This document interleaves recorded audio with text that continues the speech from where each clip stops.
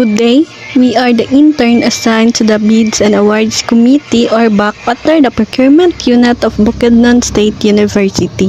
Presentation, we will share an overview of the office, our duties, experiences gained during the internship.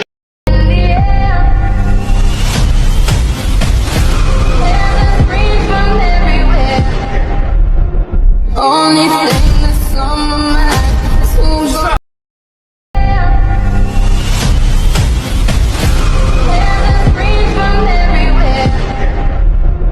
only thing. So the Bids and Awards Committee is responsible for managing the procurement process in Bukidnon State University. Its main goal is to ensure transparency, fairness, and efficiency in acquiring goods, services, and infrastructure projects for the public. The BAC handle tasks such as conducting bidding processes, evaluating documents, and ensuring compliance with procurement laws or the RA 12009.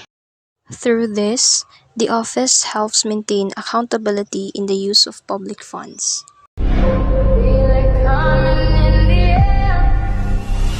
So during our internship, we assisted in answering incoming calls and accommodating inquiries from clients and staff.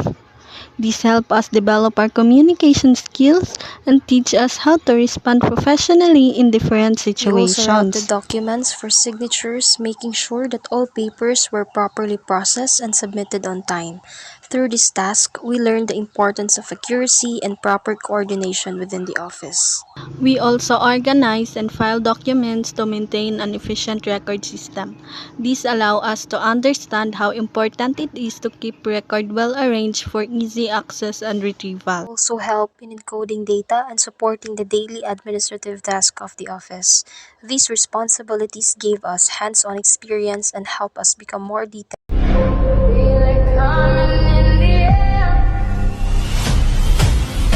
One of the most important lessons I learned is the value of attention to details, especially when handling important documents such as contract agreement, resolution, and abstract. I also improved my communication skills by interacting with staff and handling tasks professionally.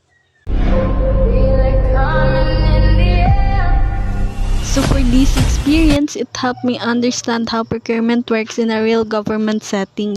We learned how to properly tab documents, making it easier for reviewing offices such as COA and accounting to check and verify the required papers. We are also able to experience and observe how bid opening process is conducted, where bidding documents are submitted and sealed in an envelope to ensure fairness and transparency. Another key learning experience is the importance of meeting the deadlines. In the procurement process, even a single missing or late document can result in the disqualification from the bidding. We also gain knowledge about the proper posting of invitation to bid, which is important in informing the public and ensuring an open and competitive procurement process.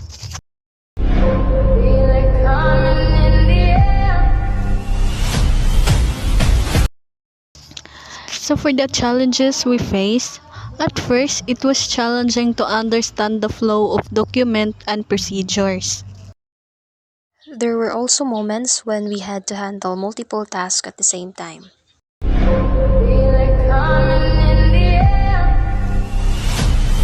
However, we adapted with the help of our supervisors and other co-workers or colleagues and co-interns. These challenges help us become more flexible and responsible.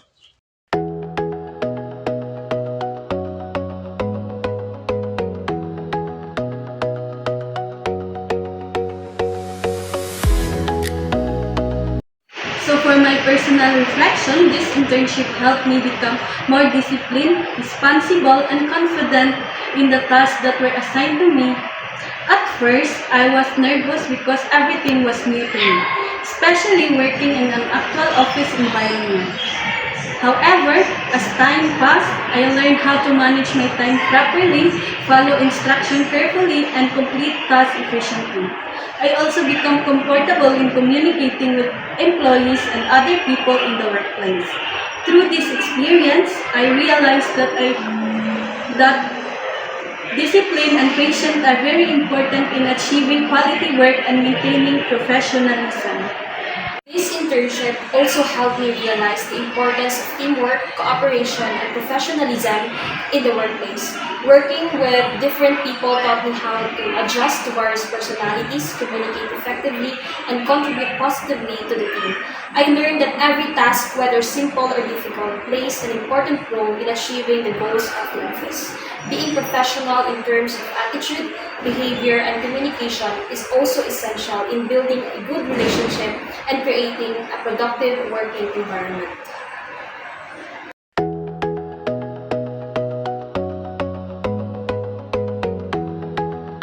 As we come to the end of our internship journey, we would like to take a moment to reflect on everything we have experienced. From our first day in the office to completing our assigned task, every moment has been a valuable learning experience. Tasks like answering calls, routing documents, and organizing files, we learned that every small responsibility contributes to the overall efficiency of the office. We realized that even the smallest detail matters, especially in a workplace that values accuracy and accountability. Grateful for the guidance and support given to us by our supervisor and colleagues. And most importantly, it gave us a clear vision of the career path we want to pursue. We would like to thank the Beats and Awards Committee For giving us the opportunity to learn, grow, and be part of your team.